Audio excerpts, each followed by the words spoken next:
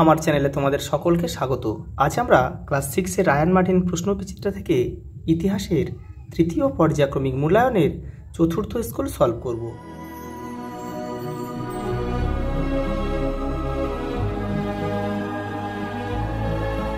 প্রথম প্রশ্ন দেখো, চিকিৎসাবিদ্যা বিষয়ে আলোচনা আছে কোন বেদে? অথর্ব বেদে। ঋগ্বৈদিক যুগে কৃষিকাজে ব্যবহৃত হতো তামার যন্ত্রপাতি। জেন্দাবেস্তার শ্রেষ্ঠ দেবতা হলেন অহুর। পার্শ্বনাথ ছিলেন কাশীর রাজকুমার।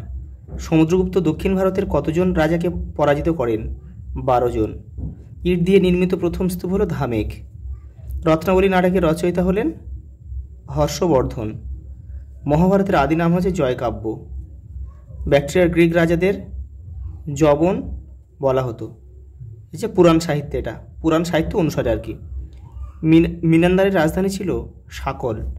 বর্তমানে পাকিস্তানের শিয়ালকোট হচ্ছে সাকলের বর্তমানে হচ্ছে পাকিস্তানের শিয়ালকোট। দেখো,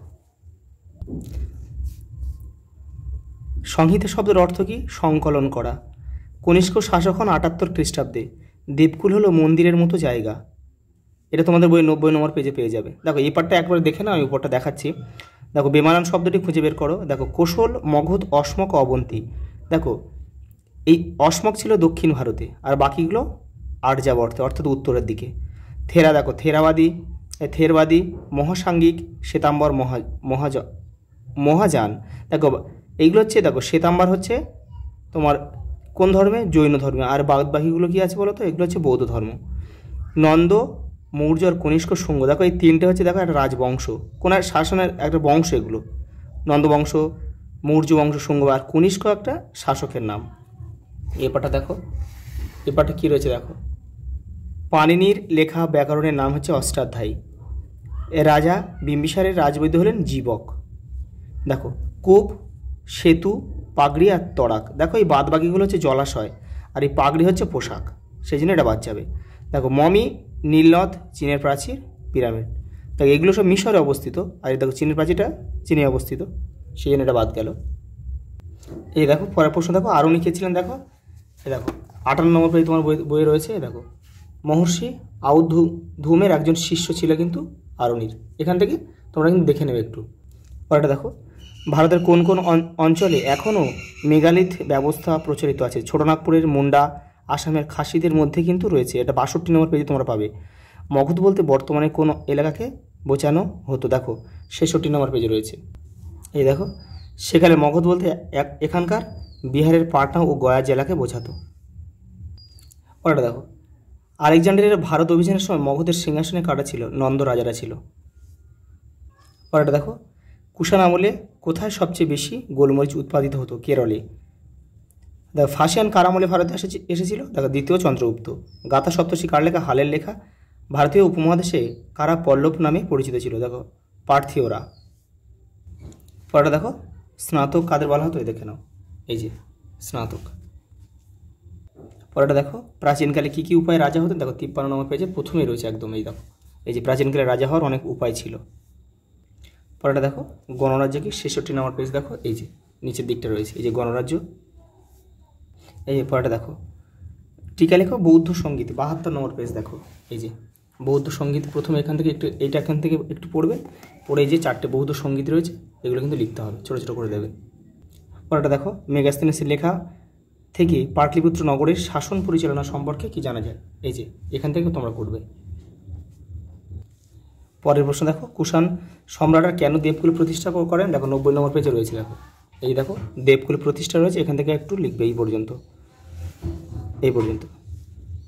পরেরটা দেখো, প্রাচীন ভারতের দ্বিতীয় নগরায়ণ বলতে কী বোঝায়? 100 নম্বর পেজে রয়েছে। দেখো, এই যে দেখো, এই যে দ্বিতীয় নগরায়ণ।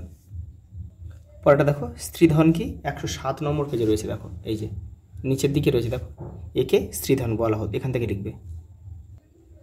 পরেরটা দেখো, গুরুকুল ব্যবস্থা বলতে কী বোঝায়? 111 নম্বর পেজে। দেখো, এই যে দেখো, তাকে গুরুকুল ব্যবস্থা বলা হতো। এই পর্যন্ত লিখবে, কিন্তু এখান থেকেই লিখবে। পরেরটা দেখো, পঞ্চতন্ত্র সম্পর্কে কি জানো? 117 নম্বর পেজে রয়েছে। এই যে পরেরটা দেখো কাদের শখ বলা হয়, 140 নম্বর পেজে দেখো এই যে শেখ বা শখ নামে পরিচিত, এখান থেকে লিখবে। পরেরটা দেখো তাম্রলিপ্ত বন্দর কেন বিখ্যাত ছিল, এই যে এখান থেকে লিখবে।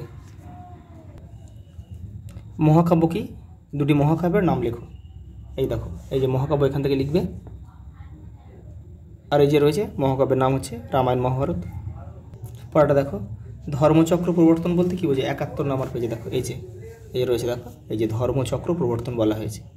পরেরটা দেখো কি বলেছে, টিকা লেখো সুদর্শন হ্রদ, 103 নম্বর পেজে রয়েছে, দেখো এই যে এখান থেকে তোমরা করবে। পরেরটা দেখো টিকা লেখো অগ্রহার ব্যবস্থা, 106 নম্বর পেজে দেখো এই যে অগ্রহার ব্যবস্থা। পরেরটা দেখো টিকা লেখো চন্দ্রকেতুগড় প্রত্নস্থল, 129 নম্বর পেজ, এই যে দেখো। পরেরটা দেখো মৌর্য সম্রাটরা কেন গুপ্তচর নিয়ে করতেন, 83 নম্বর পেজ দেখো এই যে এখান থেকে এটা লিখে দেবে। পরেরটা দেখো এলাহাবাদ প্রশস্তি কি, দেখো 92 পেজ দেখো, এই দেখো এলাহাবাদ প্রশস্তি, এখান থেকে করবে। পরেরটা দেখো বৈদিক যুগে কারিগরি শিল্প কীরকম ছিল, 53 নম্বর পেজ দেখো এই যে এইটা লিখতে হবে, নিচের প্যারাটা এখান থেকে এইটা। পরেরটা দেখো টিকা লেখো রেশমপদ, 142 নম্বর পেজ দেখো এই যে এখান থেকে এটা পুরোটা লিখতে হবে। পরেরটা দেখো কুমারজীব কে ছিলেন তার সম্পর্কে কি জানা যায়, 137 পেজ থেকে তোমরা করবে, এই যে এখান থেকে তোমরা করে নেবে এটা। দেখো পরেরটা কি বলেছে, মৌর্য আমলের সাম্রাজ্য চালানোর নানা দিকগুলি আলোচনা করে, দেখো 82 নম্বর পেজে রয়েছে, দেখো এই যে সাম্রাজ্য চালানোর নানা দিক, এখান থেকে পড়ে তোমাদের ছোটো করে লিখতে হবে কিন্তু। পরের প্রশ্ন দেখো হর্ষবর্ধনের রাজ্য জয় ও শাসন ব্যবস্থা সম্পর্কে সংক্ষেপে লেখো, দেখো দেখো তো 94 পেজে রয়েছে, এই যে দেখো এই হর্ষবর্ধনের শাসন, এখান থেকে এবারেও কিন্তু অনেকটা রয়েছে, এখান থেকে পড়ে তোমাদের লিখতে হবে কিন্তু। পরেরটা দেখো কুষাণ আমলে ভারতীয় উপমহাদেশে অর্থনীতির বর্ণনা, 102 নম্বর পেজে রয়েছে, এখান থেকে করবে।